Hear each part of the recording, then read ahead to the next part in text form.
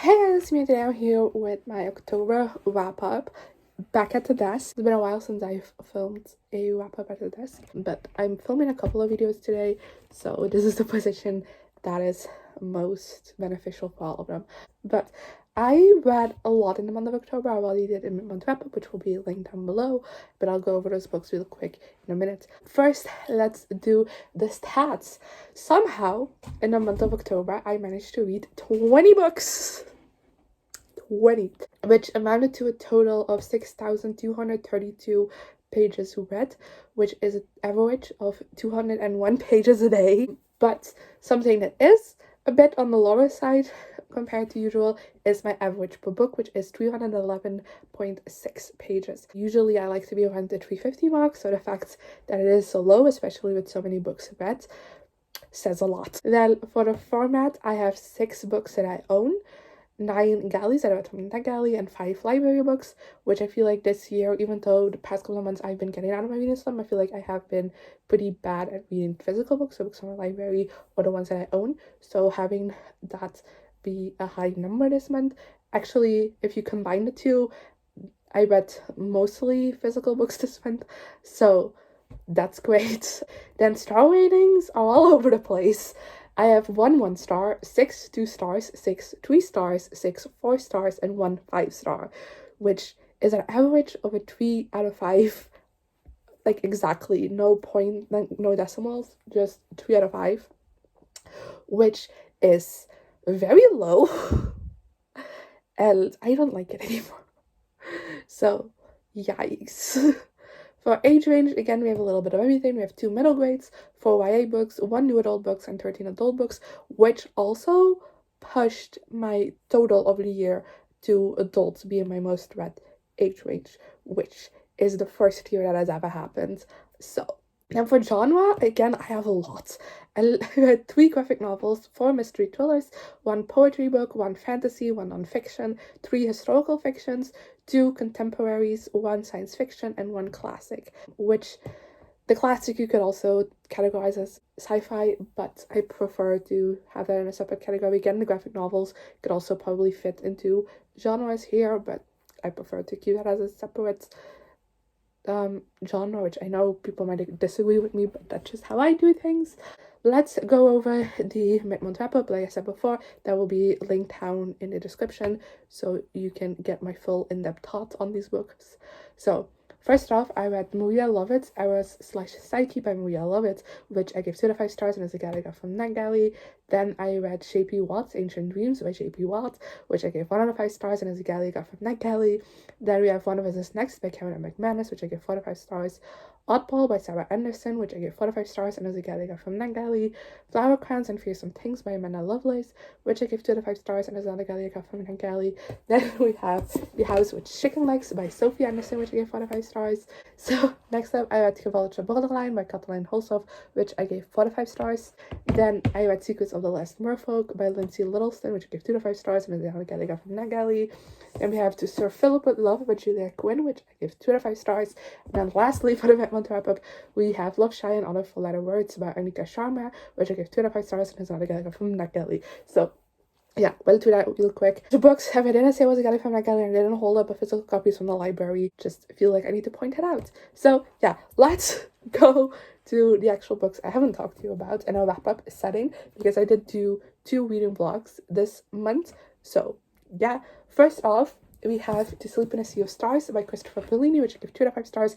This was a part of one of those reading vlogs. It's also very heavy, so I'm just gonna put it down for a minute. This was the book that I first read for my reading out of my comfort zone reading vlog, which will also be linked down below, so you can check my full thoughts on that book.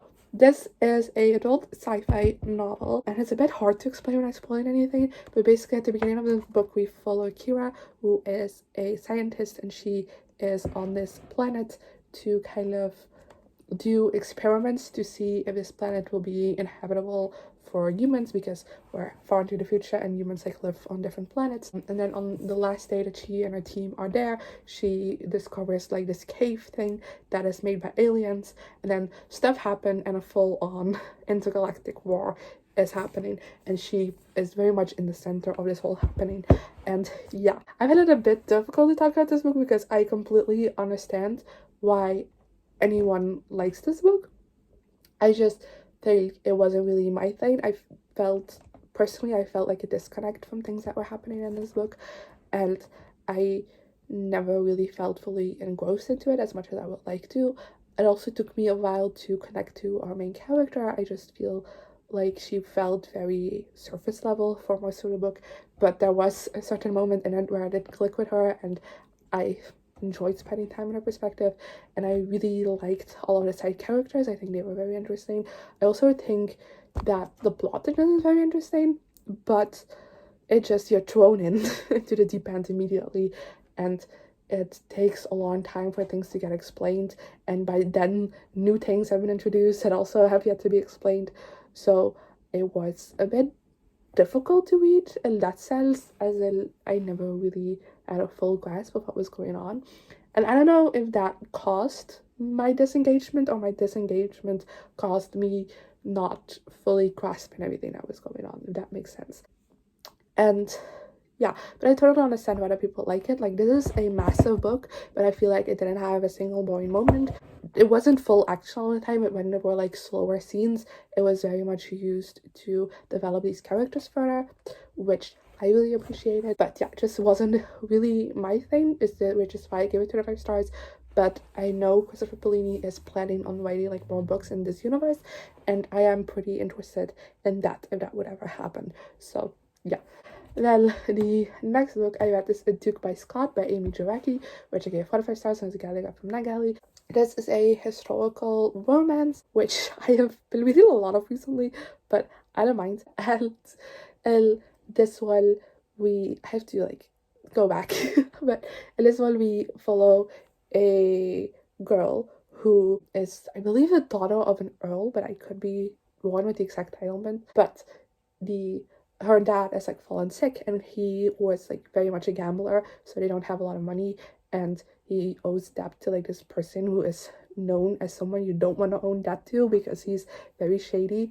So our main character, like our girl, has a female protagonist, has to find a way to make money to be able to pay back the debts. But of course, she's a woman in history, not easy to find a job, but she ends up dressing as a guy and starts working as a steward for this duke, the Scottish duke, and he has recently gained the title as a duke as his father passed away. So they immediately hit it off. Like, the female main character is very attracted to the male main character from like the beginning, obviously not the other way around because she's dressed as a boy.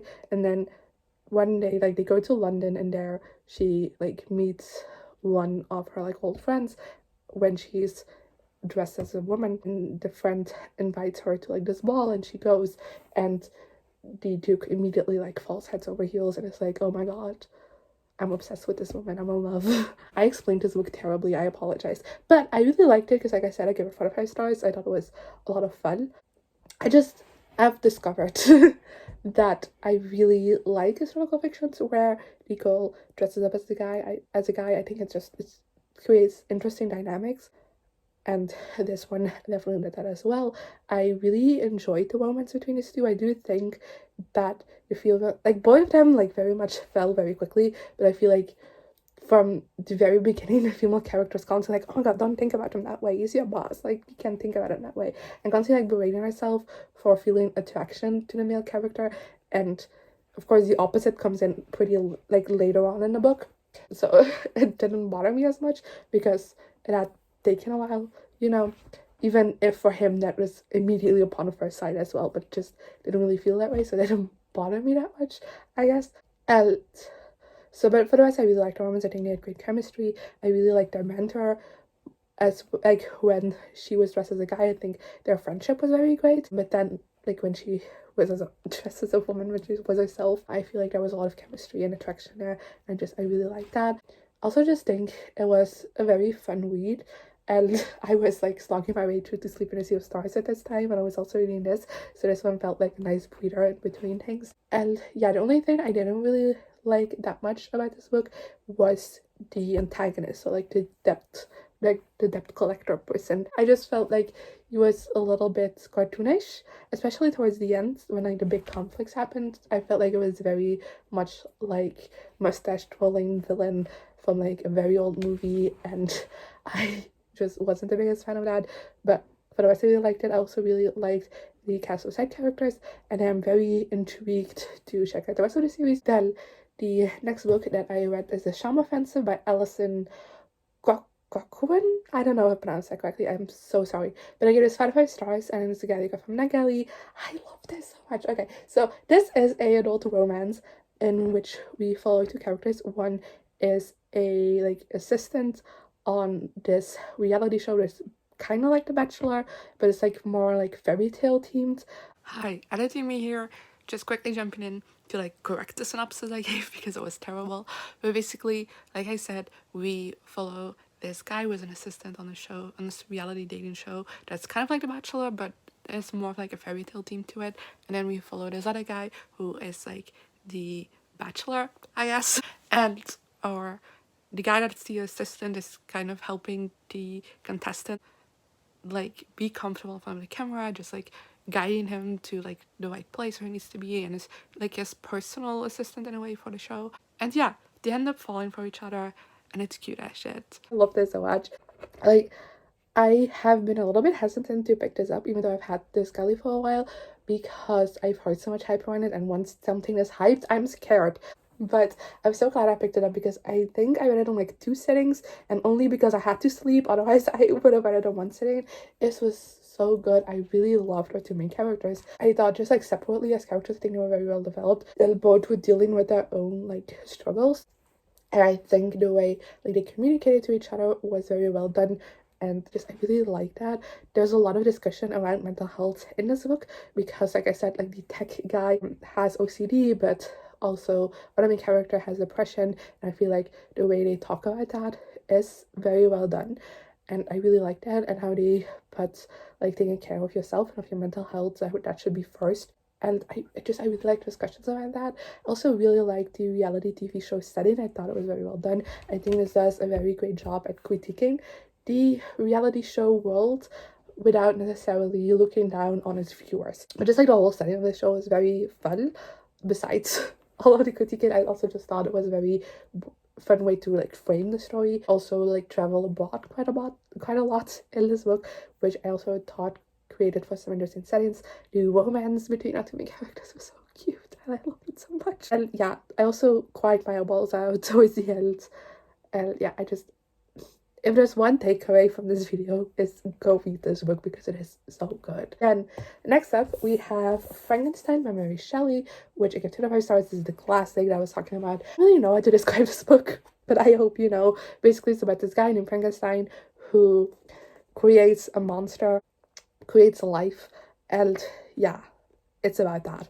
I don't really know what else to say. This was another book that I read from my Animal Comfort Zone reading vlog, mainly because classics scare the living shit out of me, but also because I have owned this for a couple of years now, and every year in October I've said I'm gonna read Frankenstein because like it's the perfect like Halloweeny read, and like I hadn't done it. So I was like, this year you're gonna do it. If it's perfectly with your vlog, do it. So I did it, and I wasn't a big fan of it. Just like The Sleeper That 0 Stars, I feel like I understand why people love this book. I genuinely do, but it just didn't really work for me. The writing style is very interesting. It is, first of all, it starts off with like letters from this guy that's like traveling on a boat on the sea to his sister, in which he is like, I've encountered a strange man and he's telling me this strange story. And then we actually switch to Frankenstein basically recounting his story of like creating this monster and how things went awry. And I really think that the way that this was decided to be written, like how it was narrated, was very interesting, but it also created like this distance between me and whatever was happening in the novel, like in the story. So therefore I didn't really like it as much. I also feel like not a whole lot happens, and I was pretty bored throughout most of the book, which is gonna sound like blasphemy to some people, but that's just my experience with it, but I also understand why people would like this, because there are a lot of interesting themes in this book that are well done, and I understand that if you do connect with this writing style, like the way it's narrated, I feel like it would be such an easier read. But for me, I didn't click with it, and that's fine. So the next book I read is Woke by Kagawa, which I got from the library. I gave 2 to 5 stars. It is the second book in the Talent series. The Talent series follows Ember, first of all, who is a dragon, but she has a twin brother, which is very unusual in the dragon world. And at the beginning of the first book, they are sent into the real world, where they have to kind of go undercover as humans, as a kind of a finishing of their training. And then we also follow Garrett, who is a dragon hunter, and is part of like this dragon hunter society, and they get like this tip of there is this dragon undercover in this town, and Garrett and like his partner have to go to this town to try and find out who the dragon is, and they end up not knowing who the other is, and when Garrett end up befriending each other and even like falling for each other a little bit. But then also important, third perspective, is Wiley, who is a dragon who has disassociated themselves from Talon, which is basically like the dragon organization, because he thinks they're sketch, and it's like and so he's a rebel. No, he's a rogue, that's what they call it in English. My 2 languages are such a... But he's a rogue, that's what he's officially called, and he stumbles upon Ember, and Ember is kind of like already not happy with how she's treated by Talon, so they end up talking to each other, and he is trying to get Ember away from Talon. And yeah, that's the first book. This is the second book, and I significantly like this more than the first one, which I know is an unpopular opinion because I've read the reviews. Everyone likes this less. I just felt like what was happening in this book was more interesting than the first one. In this one, we also got Tante's perspective, who is Amber's twin brother, and I think that's very interesting because he is just like very different from Ember, and is like very much like believes in the values of Talon, and is like very invested in that, and I feel like that creates like an interesting contrast to like the other 3 characters. So I really like the inclusion, and I just feel like I would have liked a little bit more of Dante's perspectives, but I understand why in this book it wasn't that much, for reasons I won't tell you because of spoilers. But I really like that. I really like Wiley as well as a character. I think he's very interesting because he has this history of like stepping away from Talon and like having this like not really an organization, but he has like this whole network of like safe houses and like people like spies that he can trust to kind of like keep a lot of dragons safe and out of Talon's hands. And I think that's very interesting. I just feel like it is bogged down by Ember and Garrett a lot, because there's a love triangle in this, in case that wasn't obvious, and I feel like in this book Garrett and Ember are very much focused on that. Ember is also just like your typical YA female protagonist from this time, which is just like very stubborn and just like no like self-preservation skills, and it's so annoying. And so I already don't like her, and then like a lot of her like inner monologue is also just like being conflicted between these 2 guys. Like, who does she love? I'm like, I don't care, you're about to die, I don't give a shit about who you love, And I feel like Garrett also has very interesting perspective, because he comes from this like dragon hating background, and now like seeing a different side to like what he's been taught. I think that's very interesting, but again, like his perspective is getting bogged down by a lot of like feeling that insecurity of like, oh, does Ember like me, or does she like this other guy, or like what's going on? And I also just like he has a lot of in a conflict of like, but I'm loving a dragon, can I do that? And just like it's realistic that he is like caught up a little bit, but like after like reading an entire book of him thinking that, I'm tired. So yeah, that's my thoughts on Woke. I do think there are some interesting elements in this book which make me very interested into the next book, but you'll hear my thoughts on that later. Let's move on. Ooh, do another book that I didn't like. So then next up we have Mr. Mercedes by Stephen King, which I gave 2 to 5 stars. This was for my mystery thriller reading vlog, which again I will leave link down below. But this book follows Will Hodges, who is a retired police detective, and there's like one big case that he's never been able to solve, and he doesn't really like it, he's never solved it, and that's the case of the Mercedes killer. And that's basically a case in which this person stole a car and like drove into this mass of people and like killed a bunch of people that way. They never really like found out we did it. And then one day, like at the beginning of this book, Bill Hodges gets a letter from someone who claims to be the Mercedes killer, and it's like, you haven't found me.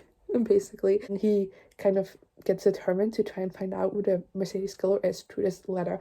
And then we also follow Brady Hartsfield, who is the Mercedes killer, and that's why this whole entire book went on for me. I just feel like Brady Hartsfield, I do think it's interesting to follow the perspective of a killer, even though I don't think I've ever read a book that I like that does that.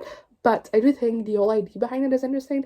But for some reason, Stephen King was like, I don't want to make a risk that people will sympathize with this guy, so let's make him the most wild human being you've ever met and make him discriminate against every sort of human you can think of.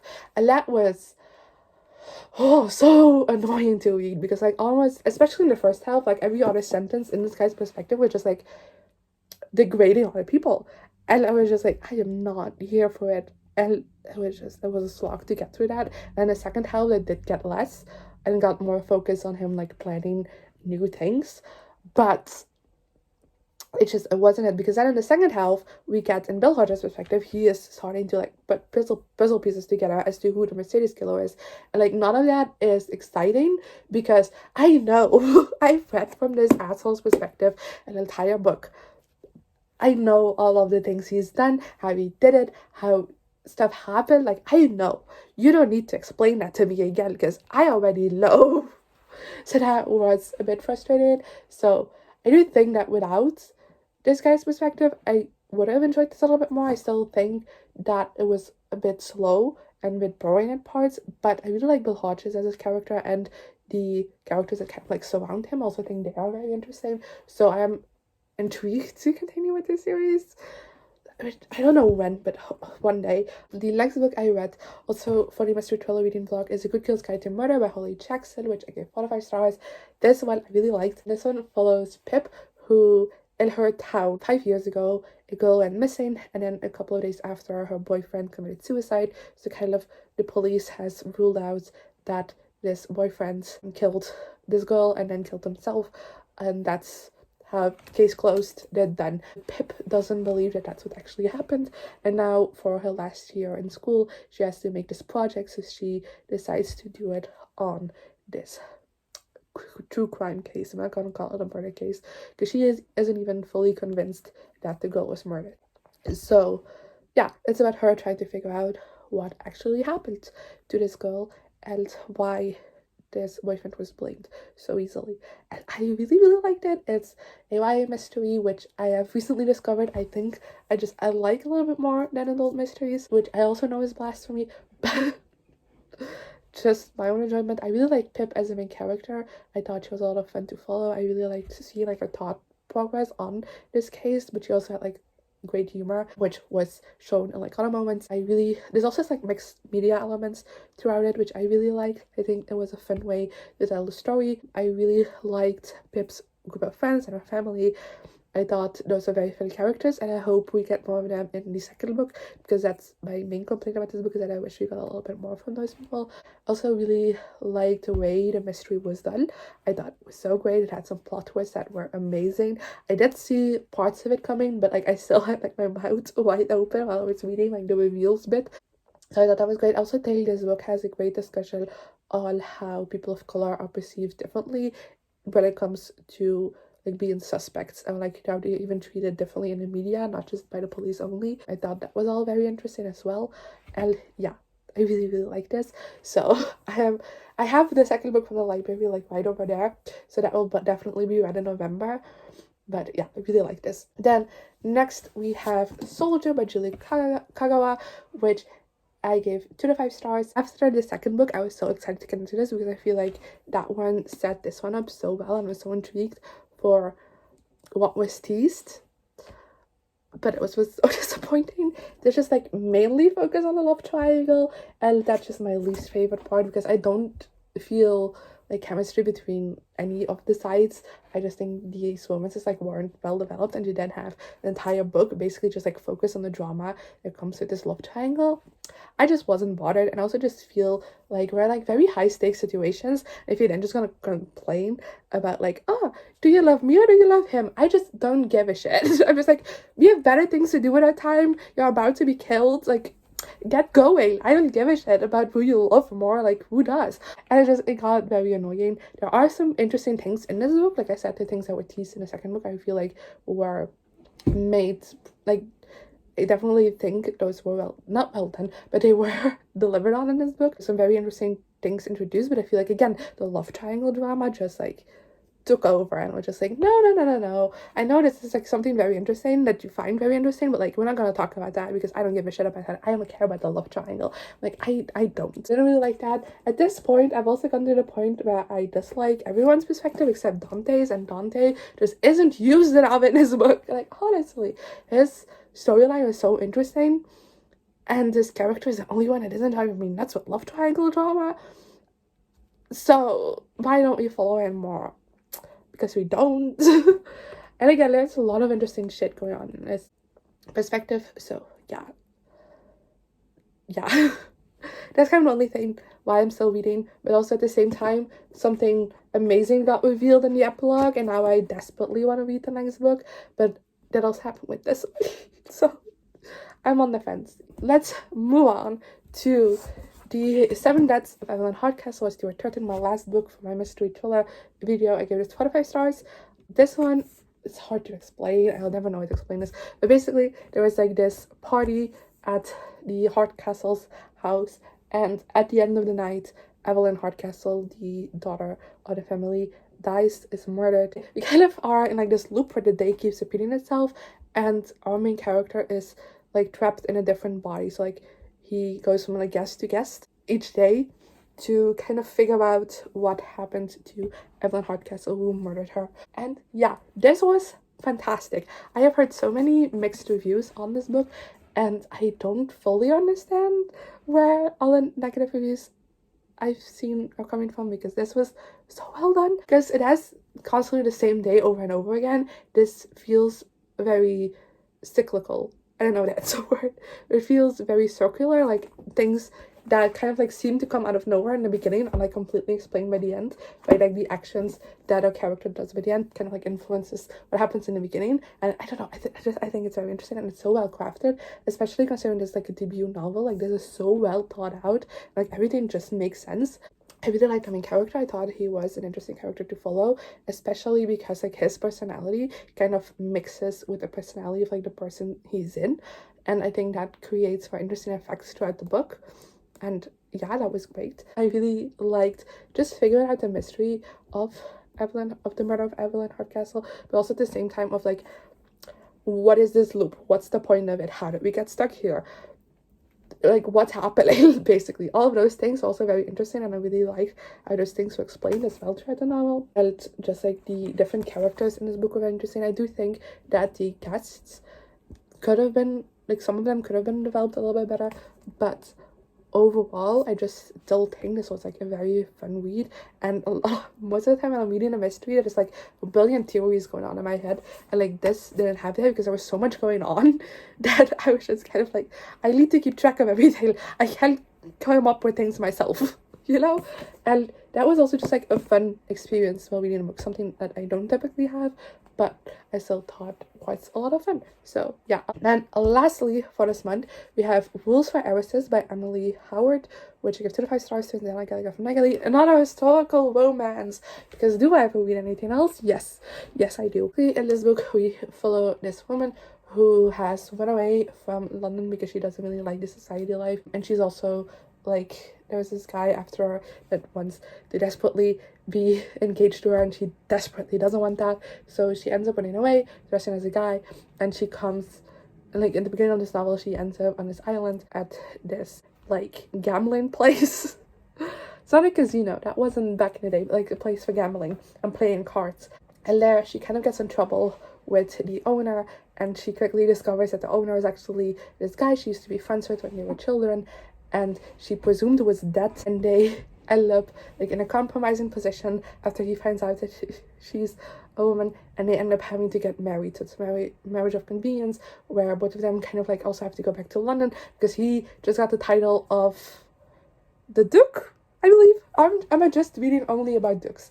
Possible. So they have to go back home, and he has like sworn to never go back home because like his father like remarried, and his like step family like hates him, so he's kind of like driven away by them, and his father passed away, so he's kind of been like, I don't want to go back, but now he has to because of, you know, the fact that he's married now and has the title. So yeah, again, a messy explanation, but I didn't like this for the main fact that I just didn't like the romance. I feel like it just wasn't well done. I didn't really feel chemistry between the two characters. There was a lot of physical attraction, which was incredibly annoying. Like every single conversation they had, at least one of them was thinking like, I want to bang you right now. I'm like, no. Like they could be talking about like death or like something, and it was like, you know what, you look fuckable. I'm like, no, not the time, not now. I just wasn't a fan of it. A lot of also just like the arguments between them, because it is kind of like hate to love in a way, just felt very annoying. I'm just like listen to each other for like 5 seconds and everything would be all right instead of just like spewing whatever you want. Yeah, that was also very annoying. I didn't really understand how at the end of this novel both of them were like, oh, I'm in love with this person. Like, no. You're physically attracted to this person, yes, but that's where it ends. But apparently not. I also just didn't really like either of the characters because they were constantly kind of like making assumptions about the other person, and even though they would like scream in their face like this is not the truth, they were still like, you know what, I'm just gonna stick with my assumption. And that was so annoying, and I hated it. This also had like an antagonist in it that I felt like again ended up very cartoonish. I believe like that plot was very interesting for like most of the book, and then in the ending it just got like very cartoonish, and I was just like, why? That was my month. I hope you enjoyed this video. Let me know in the comments down below if you've read any of these books, what you thought of them, and hopefully, fingers crossed, November will be a much better reading month. Not in amount read, but in like ratings, because this was a shame, man. A 3 out of 5 average? That's low. That needs to go up. But yeah, I guess I'll see you guys next time. Okay, bye. Here I am again, the same old situation. Why does the God thing have to be so complicated? Should've played it cool.